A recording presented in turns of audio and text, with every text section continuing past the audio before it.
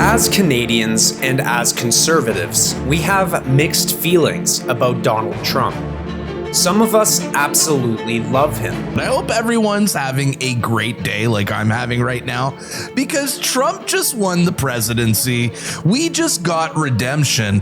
Some of us don't like him at all. So I don't like Donald Trump. I think he's a terrible leader and a worse person. I don't think he's ever deserved to be elected to anything, let alone the presidency of the United States. Which is why in this video, I'm going to take a balanced and nuanced approach, which is far more than what we can say for the CBC. So much about this election, when you break it down piece by piece, it's bonkers to imagine. Like, Trump is running, he may win tonight, but his vice president from the last time is not voting for him. He's also out on bail and has a sentencing hearing in New York later this month. And these are like issues 20 and 30, of this election because of just the way it's been. What do you mean? Yeah, exactly. Canada's state broadcaster hates Donald Trump. But even if you do too, objective journalism should be better than regurgitating the Democrat talking points of the day. With 4 days until the U.S. election, Donald Trump is escalating the violent rhetoric he's been using to target his political opponents. Donald Trump taking aim yet again at his critics, as his allies try to convince American voters to shrug off his racist and sexist rally.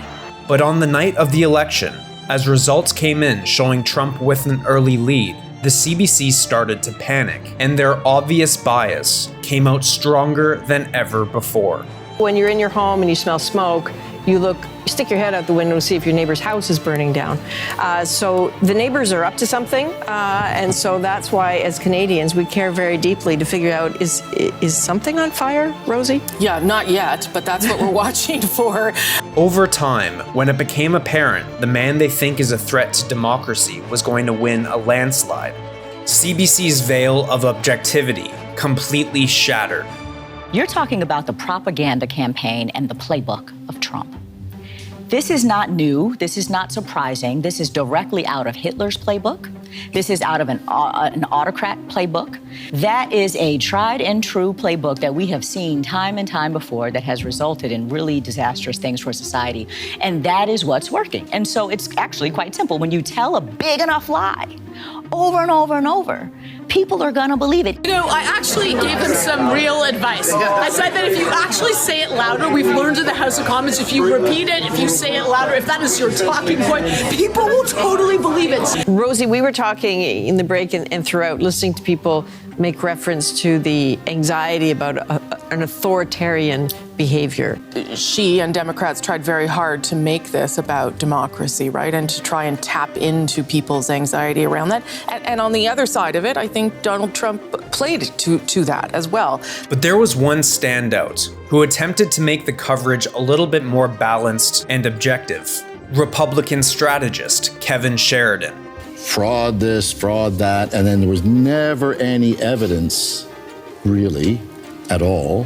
And yet people seem still willing to take his word, theoretically, that the fix was in. That's the part that I don't understand in a system that would seem to be working. Well, yeah, his court challenges didn't go anywhere. The argument J.D. Vance has made subsequently is that, okay, well, it might not have been rigged at the ballot box, but they did suppress a laptop that would have changed votes. We know that. They did change voting rules all over the place. That's not true. Let's not spread misinformation on air. That's not true. It's absolutely true. We have public polling for it. That's not true, which is why there's been no litigation around it and no one's been held liable for that. There's been absolutely no. I'm talking about a media narrative story. I'm not talking about actually rigging of an election. I was interested in what you said about some people will be comforted when he's surrounded by someone like Elon Musk. I'm not sure that lands as a comforting thing everywhere. I think tens of millions of Republicans and others would say that Elon Musk single-handedly, saved free speech by buying Twitter and allowing it to not be censored. Now, in the days since the election, the CBC and their pundits have been forced to accept the reality that Trump won every single swing state, the House, the Senate, and the popular vote.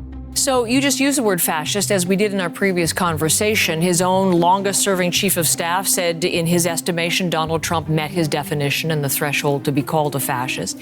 And the United States people have just elected someone that many in the world think meets that definition to the White House. What does that say?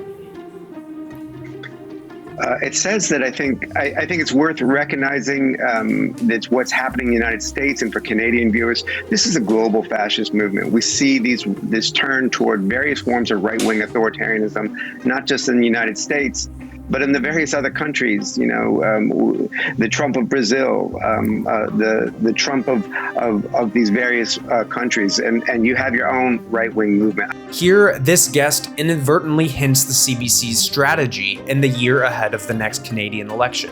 Compare Poilievre to Trump and hope it's enough to scare Canadians into re-electing Trudeau. This is something they've already started doing. The interesting thing about even what you see in this initial message from Pierre Poilievre is the idea that this is all about jobs. That exactly echoes the kind of rhetoric you do hear from the Trump campaign, that you hear from people who supported Donald Trump in the US as voters. So be vigilant, subscribe to this channel, and together we'll fight back against Trudeau's propaganda machine.